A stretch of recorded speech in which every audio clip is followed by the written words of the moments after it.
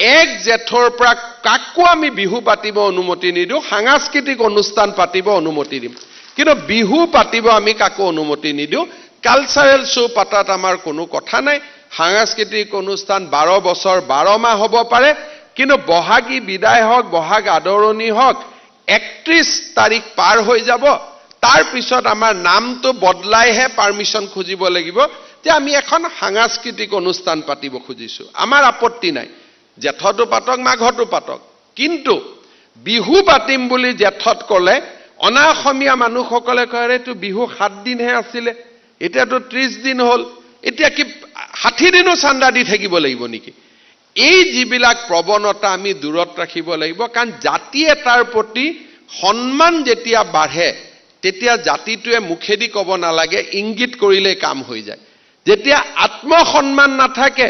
তেতিয়া আমি ক'লেও কাম নহয় আৰু যিজন ব্যক্তিৰ আত্মসন্মান থাকে তেওঁ মাত্ৰ ইংগিত দিলে কামবিলাক নিজে নিজে হৈ থাকে সেইবাবে মই আশা কৰিম যে আমাৰ বিহু পালনৰ লগে লগে আমাৰ জাতিটোৰ নৱজাগৰণৰ বাবে আমি কাম কৰিব লাগে বিহু সমিতিসমূহে এই ক্ষেত্ৰত নিজৰ নিজৰ দায়িত্ব পালন কৰিব পাৰে যোৱাবাৰো মই আপোনালোকক উল্লেখ কৰিছিলোঁ যে বিহু সমিতিবিলাকে গাঁৱে গাঁৱে হুঁচৰি গোৱা টকা পইচা কালেকশ্যন নকৰাকৈ গাঁৱে গাঁৱে হুঁচৰি গোৱা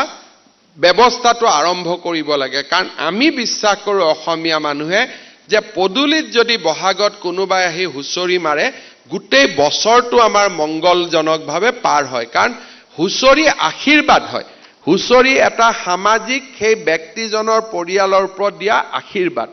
আজি আমি বহু দিনৰ পৰা বিহু কৰিছোঁ গুৱাহাটীতো বিহু কৰিছোঁ অন্তত বিহু কমিটিখনৰ ওচৰে পাজৰে থকা 50 ঘৰ মানুহৰ ঘৰত যদি আমি হুঁচৰি পঠিয়াব পাৰোঁ আৰু চান্দা এটকা 11 টকাতে যথেষ্ট তাতকৈ বেছি আশা কৰিব নালাগে পৰিয়ালটোক যদি আমি আশীৰ্বাদ দি থৈ আহোঁ আপোনালোকে দেখিব পিছদিনা পৰিয়ালটোৱে নিজে আহি বিহু কমিটিত নিজৰ চান্দা দি থৈ যাব আমি কাকো জোৰ কৰিব নালাগে এয়া হৈছে মানুহৰ আদান আৰু প্ৰদান যেতিয়া পৰিয়ালটোক আশীৰ্বাদ দিব পৰিয়ালটোৱে বটাত যি দিব সেইখিনি হয়তো এনেই নিদিলেহেঁতেন কিন্তু মনৰ খুব আত্মিক সন্তুষ্টিৰে বটাটোত দিব কিন্তু আজি আমাৰ বহু বিহু কমিটিয়ে এই কামবিলাক কৰা নাই মঞ্চ বিহু কৰিলেও 7 বিহুৰ পৰম্পৰা আমি ৰক্ষা কৰাটো আমাৰ বাবে দায়িত্ব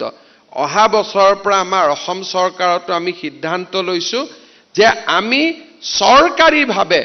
7 বিহু আমি পতাৰ ব্যৱস্থা আৰম্ভ কৰিম